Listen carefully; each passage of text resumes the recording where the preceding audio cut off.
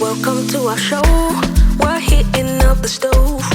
Here to help you relax and keeping it real.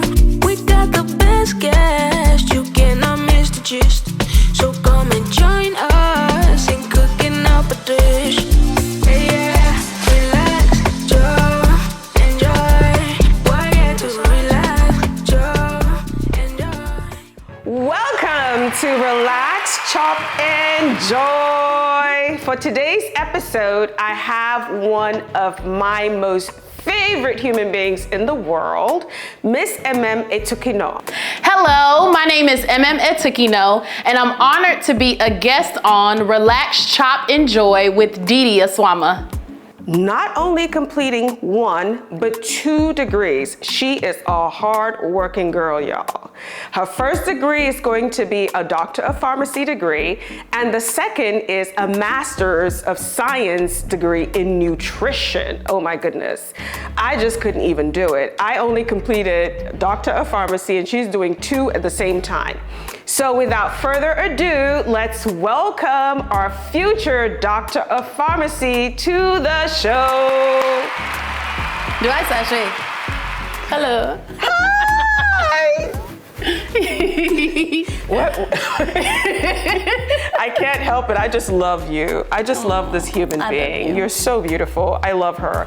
She is very energetic. She is a type of person who gets along with everyone, and perfect for our topic for today. So for today, Emem and we are going to be discussing disability in Nigeria with a focus on autism. It's heavy. It's a heavy one, but I know that you're the best person for this.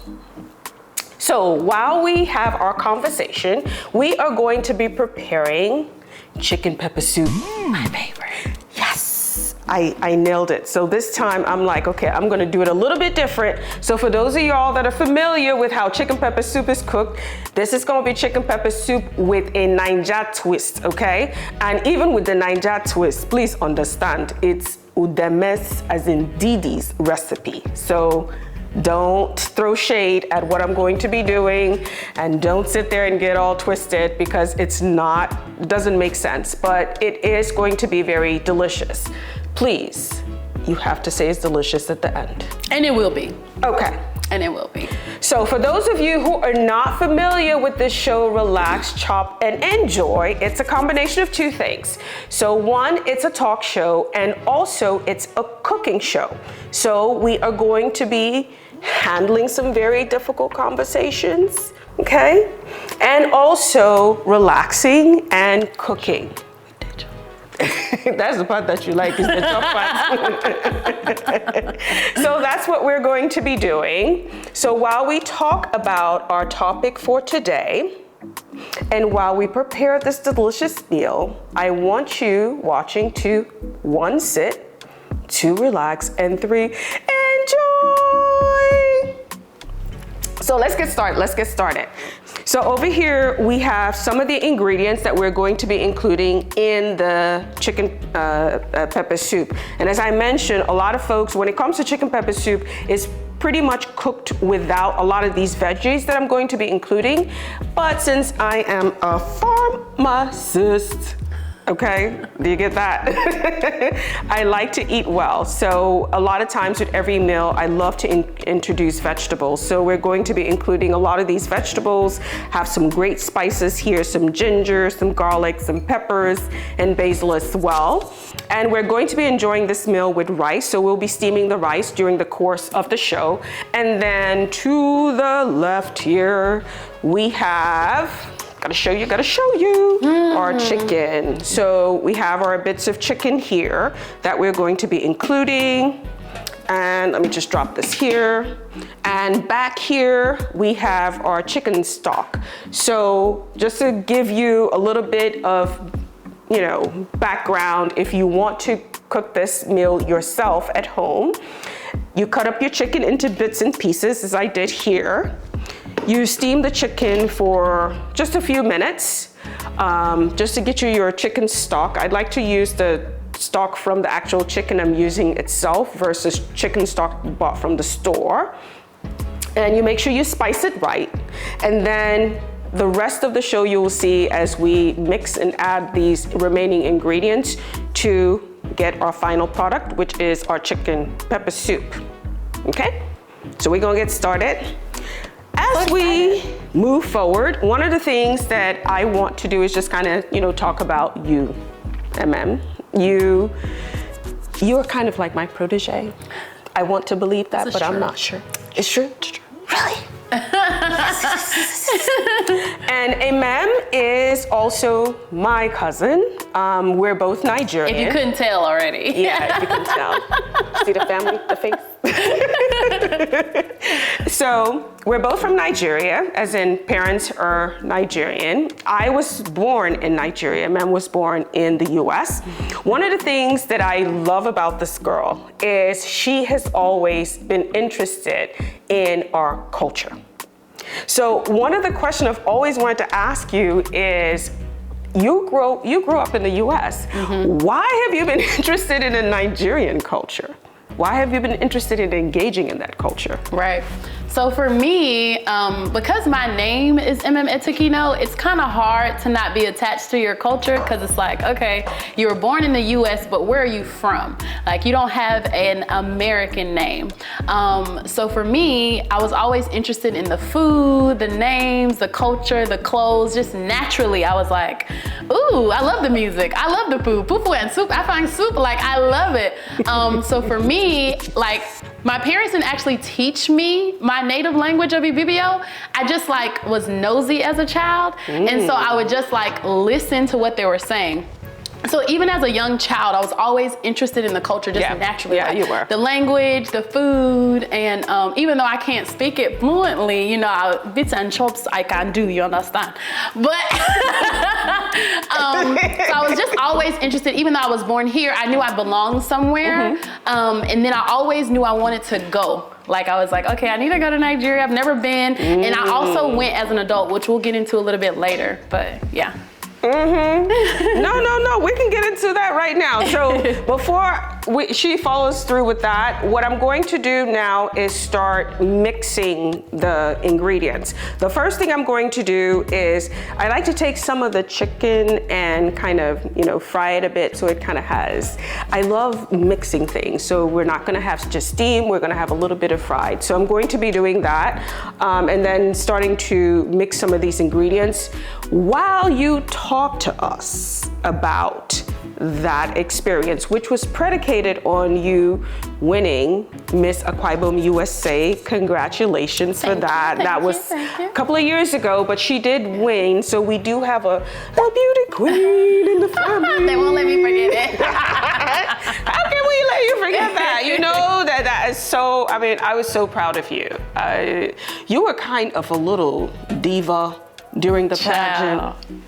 I'm gonna say that. I've been deliberate. I'm gonna confess that, okay? But it was such a beautiful moment, and I'm so happy that you gave me the opportunity to share that with you.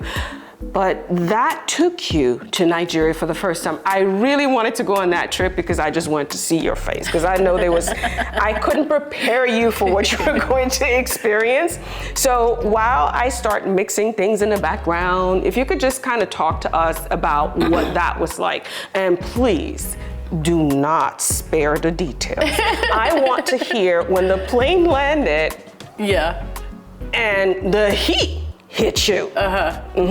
Those of you know Nigeria heat. As the plane opens, there's this heat that is like, welcome home. Oh my God. So go ahead.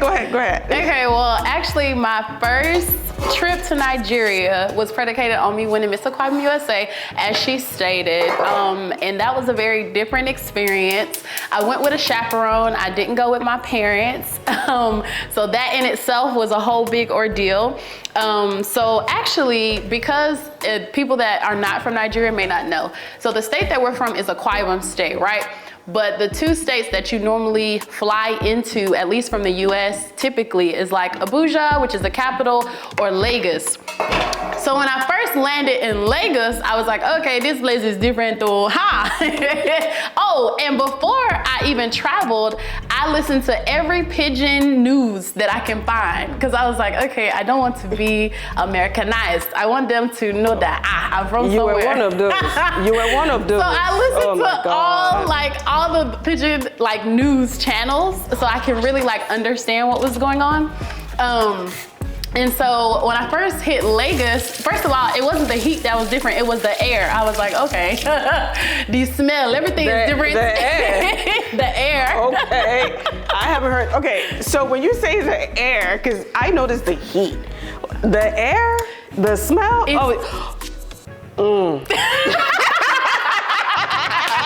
Yes, you understand now. You understand.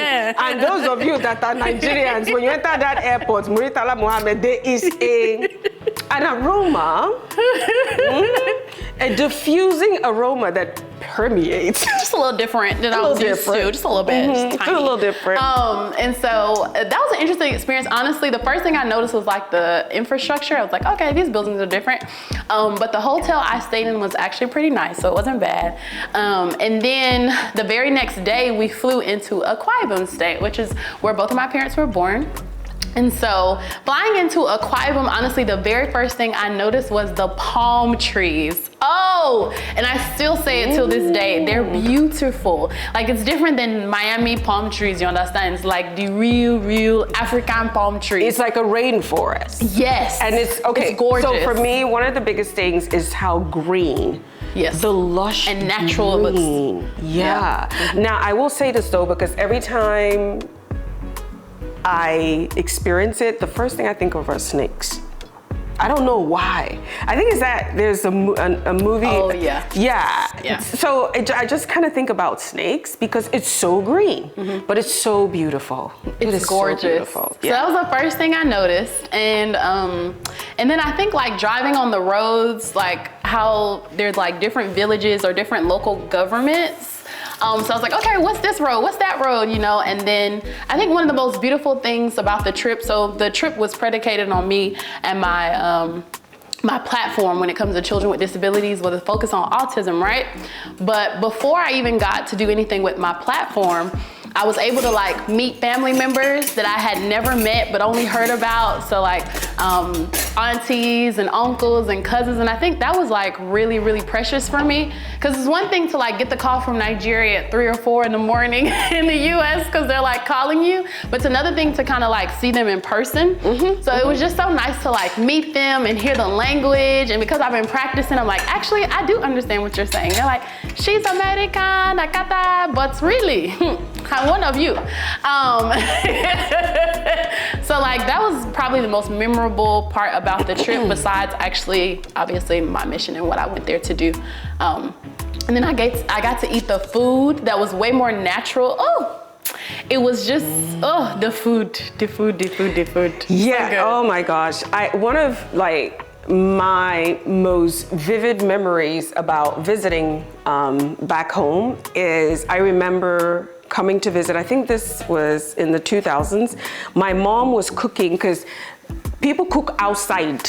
Yeah. So she had firewood, she had a pot like this big pots. Well, it wasn't something like this, but it's a huge, humongous pot. And she was frying chicken. And that smell, I still remember it till today. And the taste of that chicken, when I mix things like this, it's not the same. You know what I mean? It's the food just tastes a little bit different. Maybe it was just the outside cooking, I don't know. But yeah. What's really funny about that is this just reminded me, so one time, I can't remember which trip this was. I went to Nigeria and I stayed with her mom and her dad. Oh my God. And she was like, what do you want for dinner? And I was like, chicken pepper soup, funny enough, or hen pepper soup. And so her driver goes outside and he goes out and chops the head of the thing. I said, hey, you just killed it like that. And everybody was just looking at me how did you expect to eat it? Where are we going to get it from? So it was so funny, but it was delicious. R.I.P. to the hen. But it was good. Did you just? But it was yummy. And that you've eaten, digested, and everything how many years ago? Girl, I mean, again, that's one of the things that makes me so proud of you is your willingness to be open to something different. Because you have a lot of people that, you know, grow up here and, you know, they really have no interest. I mean, let's be honest, we have some relatives that really don't have an interest in going back home, but you have really embraced that culture. So because you've embraced that culture, you're probably a good person to ask this question, because sometimes I have my own thoughts on it, but I want to get yours. So you have those folks that, like yourself, were born and, you know, grew up in the US. Then you have people like myself. Don't worry, it's not going to jump on Me, I heard the crackle. It's not going to jump. I can cook. That's it. Turn it down a little. Lord. Lord have mercy. So when I think about the people that were born and bred here versus the people that were born in Nigeria and then moved here at a young age, do you feel like there's a difference, you know, in perspective from those two groups? Can you talk about that? Well, I try not to set this house on fire. That's a good question. I think probably the biggest difference, even though I find this in myself as well, I feel like they have like a great self-discipline and drive. I think there's a different type of drive when you know you have to provide for your family back home that don't have options. That you're the only one that came from the US versus here. I feel like there's so many like resources either from the government or maybe from like different family members and things that you kind of know like, oh, I can go to my uncle's house, or if something happens, I can go to my aunt's house type of thing. So I feel like the drive is a little bit different. Like when people come from Nigeria to the US, I feel like there's a hunger that you really can't explain. Like they're gonna be successful and they're gonna make it. And I think that's a little bit different than here because there's so many resources and things here that I feel like it's a bit less intense in a sense. Okay, so basically the Nigerians that grew up in Nigeria and came here, they're more hungry and driven. I think so, for sure. So, I don't know. I kind of... You disagree? I don't disagree. I think it just depends because it definitely depends on the person. It does depend on the person because there are some folks that come and they're really driven and really push through. And I think some other folks come, and for me, one of the challenges that I had was that I had to get through was the cultural shock. And I think it depends on at what age you come here as well, because it is really difficult to be used to one culture one day and then find yourself in a completely different culture the next day, especially for a child. That can create a bit of, I don't want to call it trauma, but shock to the system, you know? And I think that's a great segue into our main conversation about disability in Nigeria, because I think a lot of times when people think about disability, they really just focus on the physical, you know, side of things and don't really talk about or think about the emotional or even psychological side of things as well, which that can happen. For sure. And you know, that trauma and shock can result in some level of disability. But in Nigeria, even when we talk about disability in Nigeria, the first thing most people will think of is some sort of physical impairment. Let's say the person can't see, the person can't hear, the person has missing a limb or something like that. But do you know that 1 in 6 people in Nigeria are disabled? That's approximately 15% of the population based on the latest statistics that I saw, which was from 2018. That is huge. Yeah. That is so huge. And I know that it's not something that we talk about as a community. So one of the things that I want us to tackle is, what do you think some of those barriers are? You know, that folks with disability face when it comes to social or economic engagement in the country. And again, the reason I think you're a good person to ask this question, and just a disclaimer, folks, we're not experts in this topic. This is something that we are interested in for obvious reasons. I think when you talk about those numbers, 1 in 6 being disabled, it means it touches everybody's family. And when we talk about disability, again, we're talking about the spectrum, not just physical, up to emotional, psychological, and mental as well. So everybody is affected. Somebody we know in our family that we care about is potentially impacted. So that's why we're talking about this. We're not experts. I think in Nigeria, we probably still have a long way to go. But let's kind of look into, based on your experience, what were some of those barriers that you saw from a social and economic perspective? So the first thing is acknowledgement that there is a disability at all. Be it mental or physical, it's a little bit easier to say, oh, this child needs a wheelchair. But if you talk about something like autism, it's like, oh, it's something that you really can't explain, right? Because there's no exact cure or like diagnosis of why this happens in the first place, just speculation and ongoing research. But just to be able to admit that, oh, I have a child with autism, or I have a child with lupus, or I have a child, you know, with ADHD, or I have a child with all of these things. It's difficult 9 times out of 10 when you speak to either a parent or even a professional. It's like, oh, well, autism isn't really a thing. When I first got to Nigeria and I wanted to do some, you know, advocating obviously for, you know, children with disabilities, the first thing a doctor told me was, why don't you pick another topic? Why don't you do maternal birth? Why don't you do something with maternal birth? Or why don't you do something with that's affecting whatever else he thought was more important? He's like, oh, well, we really don't have autism. How would you know? We don't talk about it. That's what he told me. He told you he doesn't think we really have autism? He said we have more important things we could talk about and tackle other than that. That why don't you pick something else to talk about, as if autism is not equally or even more important than some of these ailments that we are well known. And part of the reason why is because we don't talk about it. So even hearing the word autism is a little bit foreign to a lot of people. Like, what is that? But when I had the form back in Nigeria, the first thing that people started realizing was, oh, actually, I don't know the name or the title of what she's saying, but the symptoms. Oh, I know a child like this. Oh, actually, I remember I have a cousin like this. Oh, actually, I want you to talk to this person's mom. They have this. It was like everybody started to get this like awakening, because although they couldn't get the term, the symptoms they were able to relate to.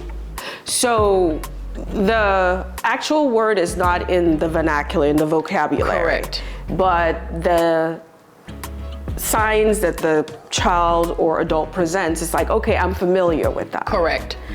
Yeah, it's so interesting, because one of the things that I have always found a bit challenging about our culture is, I don't want to call it denial, it's not recognizing or not admitting certain things or accepting certain things. And especially when it comes to disability or any type of ailment, it's like, oh, we're just going to pray about it. Oh, God forbid, that's not my child. This is not happening. It's as if saying that it's not there makes it not there. And I mean, it's, again, you know, everyone has a right to think the way they want to think, but I just think that I struggle with that, because that is someone's reality and you're dismissing it and saying that they're not going through something. It's not acknowledging it, you know what I mean? Not acknowledging that pain. So when you went to Nigeria, and I knew you were going to do, because I was even surprised, I'm like, okay, how is this gonna play out? I was so proud of you, and you really went in there, you got engaged, you talked to the people, you talked to the folks.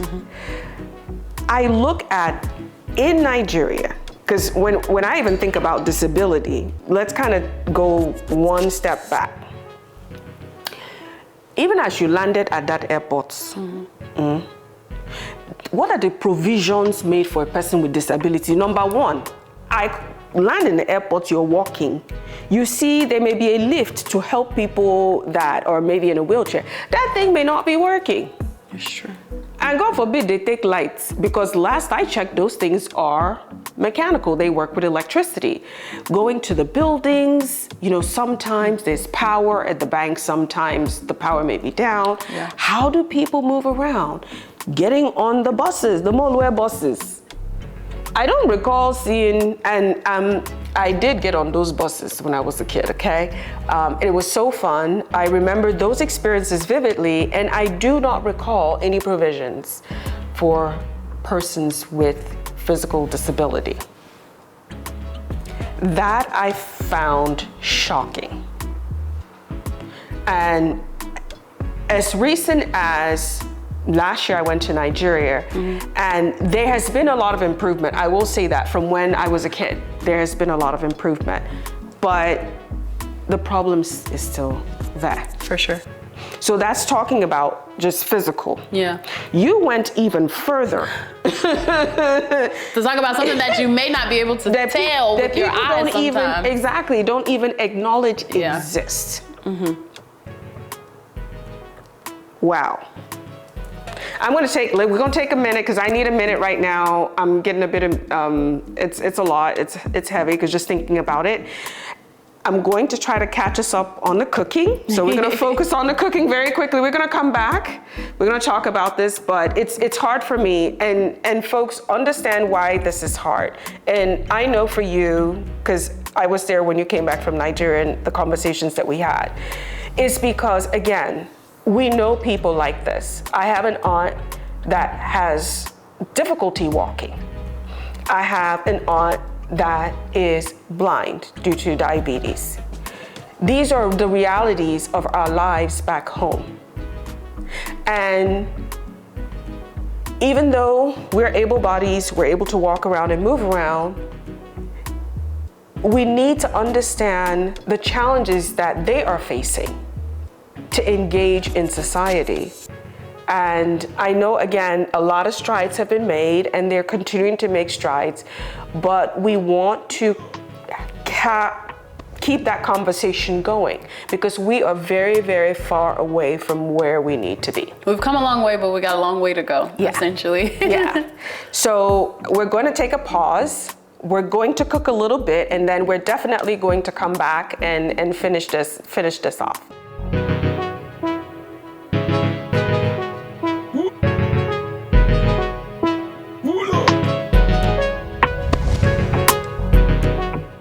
Welcome back to Relax, Chop, Enjoy.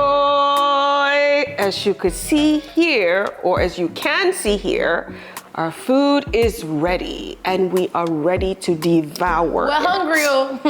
I can't wait to see your facial expression after you eat it. I beg, make sure you fix your face. So we're going to be enjoying this meal and wrapping things up for today. It's been such a great experience having you be a part of this. One last question, of course, before we wrap things up. Why autism? Why are you passionate about autism? So I am one of three. I have an older brother, shout out to Greg, and a younger brother, Faith. Hey, Faith. And so as my parents came to this country and they were working to make a better life for us, I had to raise my younger brother, Faith. So Faith was diagnosed with autism at the age of 2. And so we're only 5 years apart. So I helped raise him until he was about 15. He'll be like 26 this year. Like how, we don't know. Thank you, God. Amen. But essentially that's why I'm passionate about autism. He taught me a lot about being selfless, a lot about healthcare. Because it's one thing to say you're babysitting your younger brother. Yeah. It's another thing when you have to teach him how to read, how to write, how to brush his teeth, how to, just make his bed, just a small thing. So that is where my passion stems from when it comes to children and when it comes to healthcare, just in general. So. Wow. Mm-hmm. And I have been a witness through the years, and I have seen you grow as a person. You're a very mature young lady for your age, and you have poured your heart into supporting that cause. and it's amazing. And I know that you will continue to just continue to be you, and you can't help yourself, and continue to be amazing, doing things to support the autism community. And that's it, folks, for today's show. We talked about, again, disability in Nigeria with a focus on autism. We, talked about how we have made strides in Nigeria, but we still have a long way to go, because disability is something that impacts every single last one of us. If you think it doesn't impact you, just take a minute to look at your family, and you will see that it is something that touches on all of us and potentially could impact either a close family member, a distant family member, or a very good friend. So we are going to continue to support that cause. We thank you, Emem, for all the hard work that you've been doing and what you continue to do, because I know what you continue to do because I see it. And good luck to you in school. You're almost done. Yay! I could not wait. Next year, Doctor of Pharmacy. And pairing that with nutrition is absolutely amazing. So that's a great segue into this thing that's sitting over here. So I'm gonna let you dig in first. Praise God, I've been waiting. All right. I dip my rice a little bit with the pepper soup. Don't judge me. Praise God. Okay. Don't choke. What do you think? It's good. Wait, my dear, can you give us a sentence? It's not just. Sorry, we'll have to wrap up soon. It's good, guys. It's really good. We're not surprised though. What do you like about it? Because now I'm pushing it. What do you like about it? I like the spice. I like that it's very flavorful. It's not too spicy where you're reaching for the water, but it's really good. It's good. Goes down easy. I succeeded. So this is another episode of Relax, Chop, and Enjoy. Don't forget to subscribe on the YouTube channel. Again, it's at Relax, Chop, Enjoy. Also on our other social media platforms, Facebook, Instagram, Twitter. See you there. Bye.